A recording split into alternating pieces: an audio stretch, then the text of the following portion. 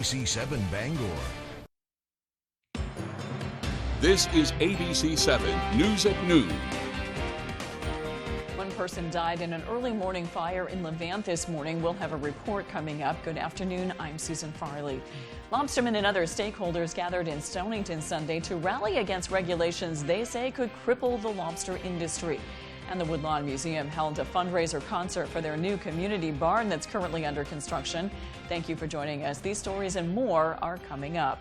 First, let's check in with meteorologist Devin Biggs. Devin? Hey Susan, happy Monday afternoon and happy Halloween. And your first weather forecast brought to you by Luigi and Fredericks across from Eastern Maine Medical Center, serving the greater Bangor area for over 65 years.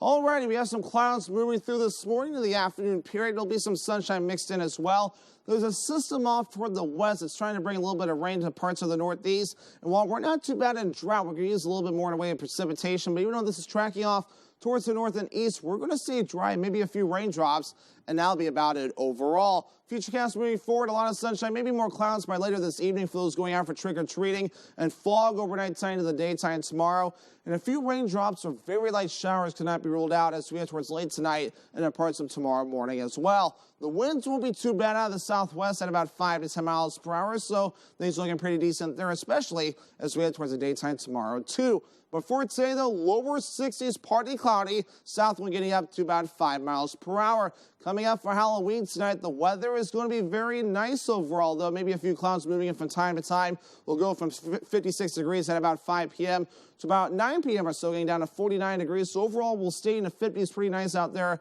for the kids. Maybe have a jacket ready just in case, as we'll eventually go down to 45 degrees overnight with that mostly cloudy sky with some sprinkles and fog in the wind overall, looking nice and calm. That hourly forecast for the rest of the afternoon period, though, again, increasing clouds, temperatures in the 60s early. Your full 5-day forecast is coming up. Susan? Thank you, Devin. We'll start with some breaking news this noon. A fire in Levant has claimed the life of one person. Craig Colson has the latest. Craig? Well, good afternoon, everyone. Just a horrible scene here on the Avenue Road in Levant. It was after 3 o'clock this morning when fire crews got the call. There's a mobile home here, and behind it was another two-story structure. I'm told it was kind of like a barn with an apartment inside. And when they got here, they had heard that people were trapped inside. One of the people that was living here at the time was Stephen Barker. What were you doing when this all happened, Stephen? I was just in my room downstairs on the first floor. And then I smelled something that smelled like smoke. I went out to go to, check to see what it was, and it did turn out to be a fire. What did you see at that point? I hear that the rear building there was pretty much engulfed in flames. Yeah, when I first saw it, it wasn't like that bad, honestly. But then within about 2 seconds of me turning around and then looking back, it was instantly just that much worse. Boy, what did you do at that point? I know there were I guess 4 other people staying in the various buildings. I tried to make sure I had an idea of where everyone was, an idea if everyone was okay or not, make sure everyone knew what was happening, and probably chaos at that point. Yeah, other than that, I think I just ran around a lot. I'm real sorry you went through this, but thank you for sharing your part of the story with us, and we certainly wish you the best of luck. At this point, folks, fire marshals are trying to find a cause. That rear building is pretty much demolished, so finding the cause might be a little difficult. I'm told that they have confirmed at this point that one person has passed away as a result of this fire. Another one has been airlifted to Boston with injuries, and there's a few other people being treated as well. That's really all we know at this point. As soon as investigators share more information with us, we will pass it on to you. Back to you. Thank you, Craig. Just before 8 Saturday morning, the Brewer Fire Department was dispatched to South Main Street after reports of fire on the second floor of a home. Lieutenant Brandon Randall said the fire started in the attic and could be the result of an electrical problem. All residents evacuated the home without injury. The fire department said the second floor of the home sustained fire damage and minor water damage. The official cause of the fire is currently under investigation. Authorities continue to investigate a deadly crash in Reedfield. They say it was around 3:30 Sunday afternoon when they were called to the area of Scribner Hill Road and Gordon Road. They discovered a woman had gone off the road and driven into a tree. 43-year-old Martha Shellman was killed in the crash. According to the Department of Public Safety, she had been traveling on the Gordon Road when she crossed the center line, went off the road, and struck the tree head-on. They believe she had also been involved in a crash in Belgrade moments before that deadly crash.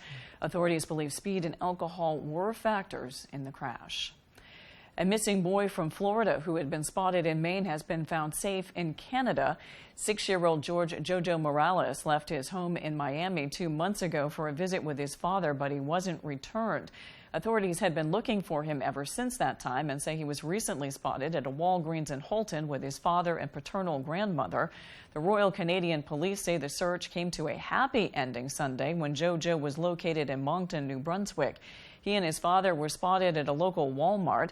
45-year-old George Morales and his mother, 68-year-old Lilian Morales, were both taken into custody. Lobstermen and other stakeholders gathered in Stonington Sunday to rally against regulations they say could cripple the lobster industry in just a couple of years. Our Beth Jones was there to hear their message. So we should be out fishing. And this just means so much. A calm and beautiful fall day like this would have been ideal to head out and haul traps. But Richard Larrabee Jr. is one of many Maine fishermen who instead gathered on the Stonington Fish Pier Sunday afternoon for a rally. He said he would have preferred to be out on the water, but felt compelled to stand up in solidarity with his fellow fishermen. If you're not here fighting for this, there might not be another day. Like many of his peers, he's worried the 90% reduction ordered by the National Marine Fisheries Service will destroy not just his livelihood, but also his ability to pass on Maine's fishing heritage. 90% reduction decimates this whole town. There's no boats, there's no reason to go fishing. Our children's futures, if my son wants to go fishing, he doesn't have that option. Others talk about the anxiety of it all, living day to day doing what they love, but always wondering if and when it will be taken away. In back of your mind each and every day, you're just wondering when that rulemaking is going to come down, who's fighting for us, who's fighting against us, and how much leverage do those that are fighting against us have? Folks here stress the importance of Maine lobster men and women staying unified in their fight against the proposed cuts to the industry, and they also said it's important that they now take this fight beyond the state of Maine. I think that there's just so many ways that social media, sending emails and making phone calls, will have a huge effect because we have the power as fishermen to educate those people, and we need to do that.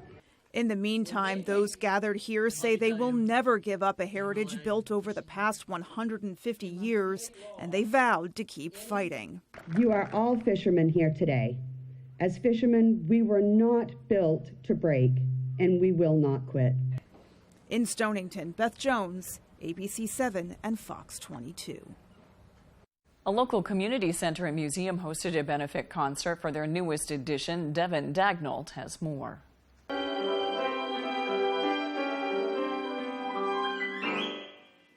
Sunday, the Woodlawn Museum held a fundraiser concert for their new community barn that is currently under construction. Janet Pearson, a local pianist, accompanied by Nathan Lesser, a violinist who has played with Pearson since his childhood, performed a selection of pieces by George Gershwin. When I decided I wanted to do a concert for the Woodlawn, I thought, well, I'll go through Bach and Beethoven and Mozart and see what I haven't done and try something.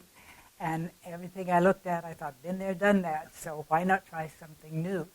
According to the event organizer, Kathy Young, the barn will look very similar to the original George Nixon Black Barn on the outside, but will be outfitted to host artistic and educational events inside. Lesser says the barn will be an excellent addition to the city, and the concert was a way to get people excited and involved. Of course, to bring awareness and support to great local causes and places, and then also for us to share what we have to offer and highlight amazing people like Janet. Tickets were sold at $25 apiece.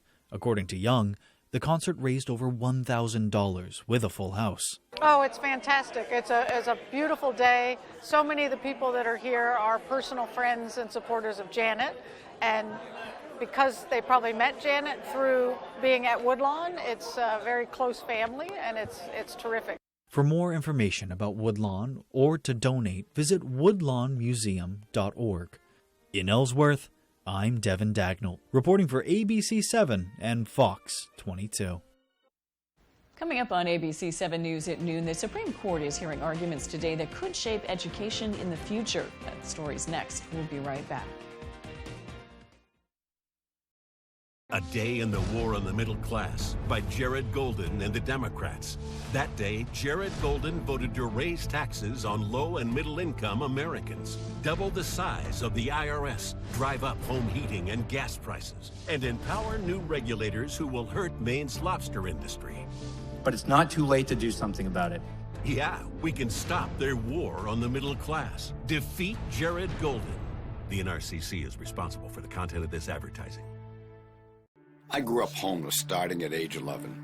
I understand what it's like to struggle. Right now, senior citizens, our families, are struggling with high grocery bills, home heating oil prices, and electric bills. I get it. Janet Mills hasn't made it better. She's making it worse. Policies pushing high electric bills, home heating costs, considering gas tax increases, they are just wrong. With your vote, we can fix it. When the Granite Shop wants to know the weather on MDI, they log on to foxbangor.com. At the Granite Shop in Sedgwick and in Trenton, we have more inventory than all other shops in the state combined. Fastest turnaround, too. The ABC Fox 22 Spooktacular Sweepstakes is upon us. Go online to foxbangor.com and enter our contest for a chance to win great prizes. Sponsored locally by the Natural Living Center and Village Variety. Janet Mills is crushing Maine families. Under her watch, Mainers will face rolling blackouts this winter, putting our most vulnerable, like seniors, at risk. And because of Mills and Joe Biden's failed agenda, Mainers will pay 72% more for home heating oil and $60 more each month for groceries. Mainers can't afford more of the failed Mills agenda. Vote no on Janet Mills. The top funder of Maine Families First is Thomas Klingenstein. I would love to retire. The truth is, because of Joe Biden and Jared Golden's policies, there is no way that I can retire. What Jared Golden does and what Jared Golden says are 180 degrees apart. When Jared Golden goes to D.C., he votes the party line. Gas prices, our groceries. Jared Golden's votes are definitely making inflation worse. We need to make a change. We need Bruce Poliquin. I'm Bruce Poliquin, and I approve this message. Happy Halloween from ABC 7.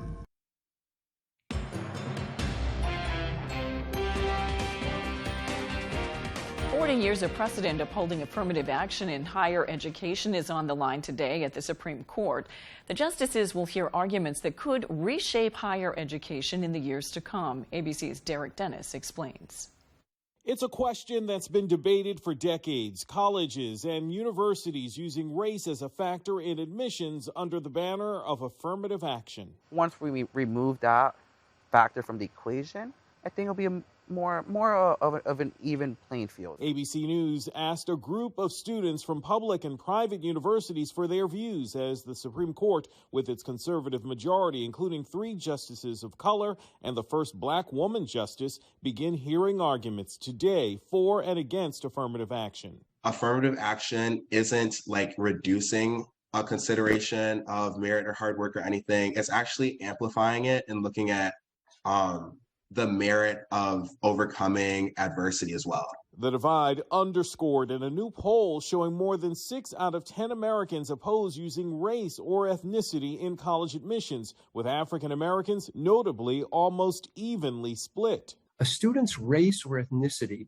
should not be used to help him or harm him in his chances of gaining admission to a competitive college.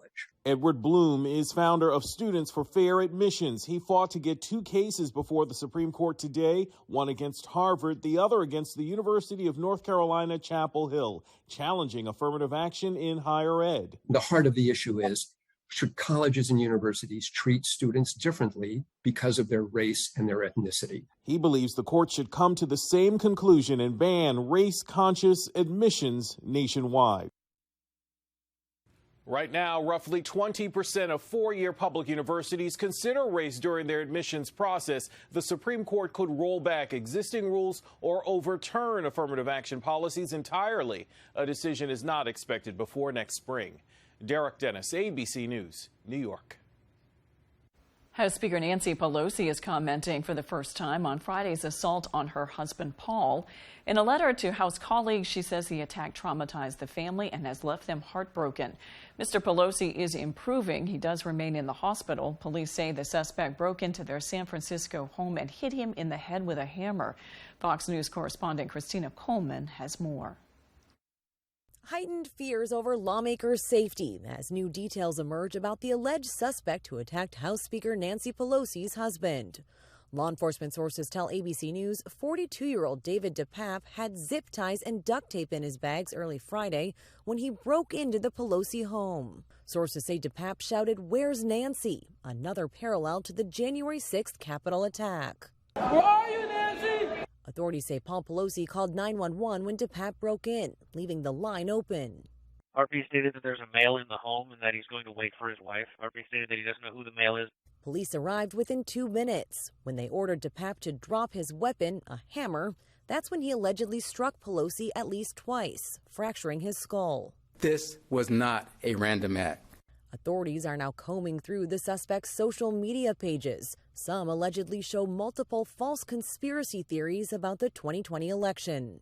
What happened to Paul Pelosi is despicable. It's unacceptable. The attack highlighting the growing hostility toward members of Congress, with threats at an all-time high, more than doubling since 2017. In an increasingly toxic political climate, a joint FBI Homeland Security bulletin sent to police nationwide now warns of a heightened threat by lone wolves ahead of the midterm elections. A politics where some in office or who aspire to office work to stir up division, to make folks as angry and as afraid of one another for their own advantage. House Speaker Pelosi says her family is heartbroken and traumatized by the life-threatening attack. The San Francisco DA is expected to file charges against the alleged suspect today, with a court hearing expected tomorrow. Elizabeth Schulze, ABC News, Washington. Now to that Halloween tragedy. More than 150 people losing their lives and at least 37 others left in critical condition. Many of them got crushed inside a massive crowd, leaving a holiday celebration in South Korea. Now we're learning about the 2 young Americans who were among the victims. We're also learning why more police were not standing by for crowd control. ABC's Elizabeth Schulze has the details. 2 Americans are among the dead in South Korea from what's being called the deadliest crowd crush in decades. The family of Annie Gieske, a nursing student at the University of Kentucky, says she died in the chaos. And Stephen Blessy, a 20-year-old from Georgia, was studying international business abroad. His father tells the New York Times when the U.S. Embassy called to say his son had died, it was like it stabbed like 100 million times simultaneously. The tragedy unfolding at a Halloween celebration Saturday night in Seoul. Officials estimate more than 100,000 people packed the streets for the city's first post-COVID restrictions Halloween party, when a massive sea of people jammed into a narrow alley. The revelers were coming by the thousands from each side, down below here, and from both sides up above. And this alley is just 14 feet wide. There was nowhere for anyone to go. As the crowd surged forward, witnesses describe a hell-like chaos. People in costumes crushed, suffocating, and falling like dominoes as party music blared in the background. And then the emergency services arrived, and they were just pulling bodies out and just dumping them on the street. Rows of rescuers performed CPR on victims. American Janelle Story was able to escape the crowd. I just saw in front of me this mass of people running and pushing and screaming and like panicking. Authorities say 200 officers were on hand for the event, about 1 officer for every 500 people in attendance. South Korea's interior minister acknowledges officials did not anticipate such a large crowd and said a considerable amount of police officers had been sent elsewhere to another part of the city where unrelated protests were planned. Coming up, a 20-year-old skate park in Belfast needs some updates. We'll take a look when we come back. If you've been hurt in a car accident, watch out. Watch out. The insurance company may try to tell you that you don't need a lawyer. Watch out. The insurance company may try to settle before you're done with all your medical treatments. Don't trust that insurance company after your accident. You could miss out on a lot of money. Call the Twos and we'll watch out for you. Lowry & Associates watched out for me and got me $275,000. Call the Twos. We win for you. If you're hurt in an accident, what do? Call 222-2222. In Maine, our independence, hard work, and freedoms mean everything, but not to Paul LePage. He's repeatedly attacked women's reproductive freedom. LePage supported letting states ban abortion with no exceptions for rape or incest, defunded family planning programs, and told extremists we shouldn't have abortion. He's a risk to our health and freedom, and it's why we can't go back to Paul LePage. The top funder of Better Maine is the Democratic Governors Association. Join us every Friday this season as we celebrate the return to the gridiron with the most highlights, reaction, and analysis of your favorite teams. Catch Sports Blitz Friday at 11 on ABC7. Sports Blitz brought to you by Coastal Auto Parts, your local Napa Auto Parts dealer with 29 locations, owned and operated by a Maine family that cares. And by Dorsey Furniture, Route 1A Holdings, where you'll find furniture that's in stock and ready for delivery. Hi, my name is Tony Ruda, founder of the Senior Planning Center. There isn't a week that goes by that we don't help some Medicare recipient in their Medicare programs and save them money. The Senior Planning Center has locations and agents throughout the state of Maine.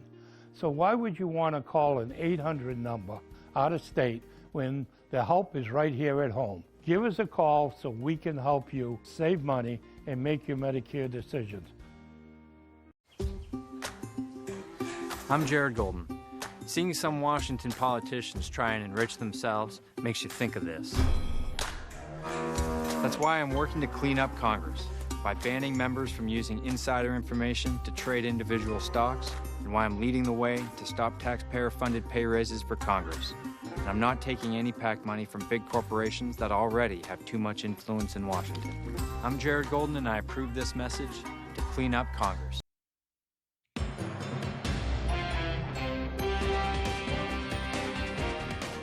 Skaters invited the Belfast community to Overlock Park to show off some skate tricks while bringing awareness to an ongoing issue. AJ Douglas has the details. Overlock Park was built back in 2000, and after 20-plus years, the Belfast skate community is working to raise funds for a renewal project. Saturday, organizers hosted a public fundraiser and skateboarding contest to bring more awareness to the growing number of updates needed for the park. It's important because I love skateboarding and I want to have a place to skate in my town. We've been talking about it for 10 years. The pandemic set it back a couple years. It's time to get this back on track. Organizers say the skateboard ramps made of plywood are falling apart, and the damage from the harsh winters isn't helping. So we try to maintain the park the best of our ability. The park is 23 years old, so it is moving on in the sense of its condition. Norm Portier says a new skate park could cost between $175,000 to $200,000. Portier explains that once roughly $145,000 is raised, the Parks and Recreation Department will submit design plans to the Belfast City Council. The city has also said that they would help with the fundraising in the sense that once we reach close to our goal, that they would then contribute $30,000 towards the project. We spoke to skaters who say they're optimistic about the changes for the better for a ever-growing skate community. It's long overdue. I think, it's dangerous to skate, for one, and, it sort of invites people to sort of disrespect it because it's kind of dilapidated. So if it was fresh concrete and people were taking care of it, I think it would be really inspiring for the whole community. In Belfast, AJ Douglas, ABC 7, Fox 22. Now to a new study on teens drinking and drugs. Researchers say fewer teens are drinking and smoking cigarettes, but it's not all good news. ABC's Elizabeth Schulze with what else they discovered.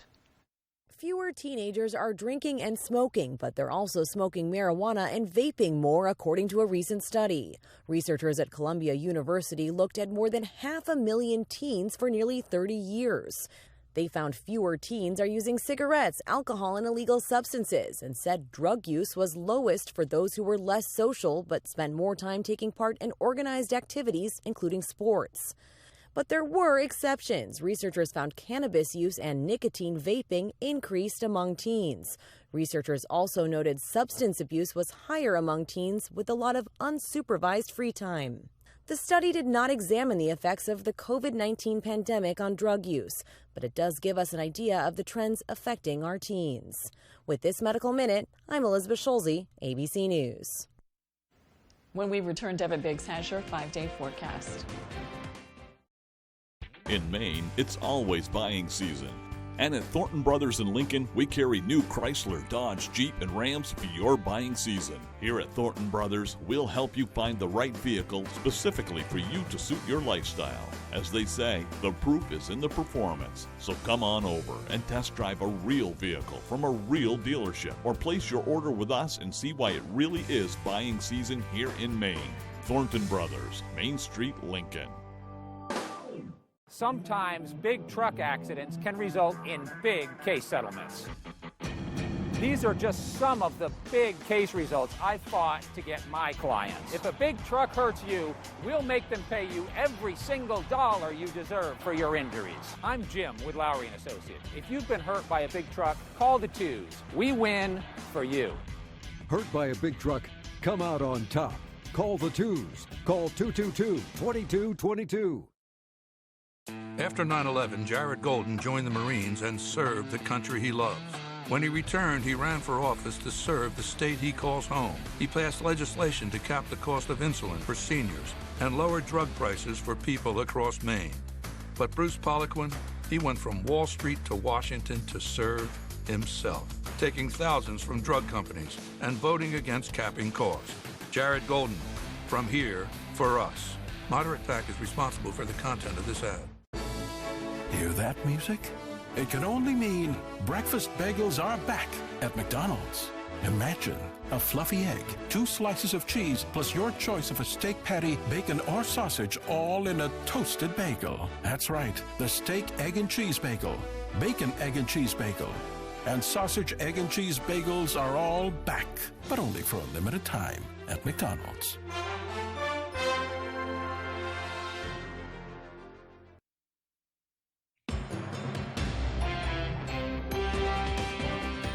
Welcome back. Let's check your trick-or-treat forecast with Devin Biggs. Devin? Alrighty, happy Monday afternoon on this Halloween, and your full weather forecast brought to you by Scott's Recreation, New England's largest trailer dealer, home of Maine's lowest camper and tractor prices, with locations in Turner, Manchester, Herman, and Orono, Maine. Alrighty, here we are. We have some clouds moving in from the west, going toward the east. We're going to keep that rolling throughout the rest of the afternoon period, though, with some sunshine mixed in, a few passing clouds again later on this afternoon to the evening time frame, though, as we watch this area of low pressure right about in here. That'll be tracking off towards the north and east as high pressure begins to move away. But despite that, most of this is going to go to the south, and unfortunately, we could use a little bit more rain. Unfortunately for us, maybe a few raindrops, and that'll be about it. But for now, though, not too bad out there, right around 4 feet, according to the wave height, so no small craft advisories in effect at this point. As for us, things looking pretty good, not hitting that criteria. But recently, though, we've had some very warm temperatures in the 60s and even 70s, even one day, though, at 53 degrees on October 28th, which was actually right at average. Our average high now being down to 52 degrees. We'll reach for the lower 60s the next few days, with the upper 50s for you Thursday, back in the lower 60s Friday, upper 60s for you Saturday, then back down to the middle 60s as we head towards this Sunday as well. Future clouds moving forward, those clouds will get out of here. We'll see a lot of sunshine this afternoon. Later tonight, though, more clouds will move in and some fog developing late, so be watchful for that. Trick-or-treating should be okay, but by late tonight and then tomorrow morning, a few sprinkles could again move in, so be ready for that, though. We'll get that through, and those clouds holding on as we head towards Tuesday evening as well. But again, any precipitation chances will be done by that point. As by Wednesday, some A Day in the War on the Middle Class by Jared Golden and the Democrats. That day, Jared Golden voted to raise taxes on low and middle income Americans, double the size of the IRS, drive up home heating and gas prices, and empower new regulators who will hurt Maine's lobster industry. But it's not too late to do something about it.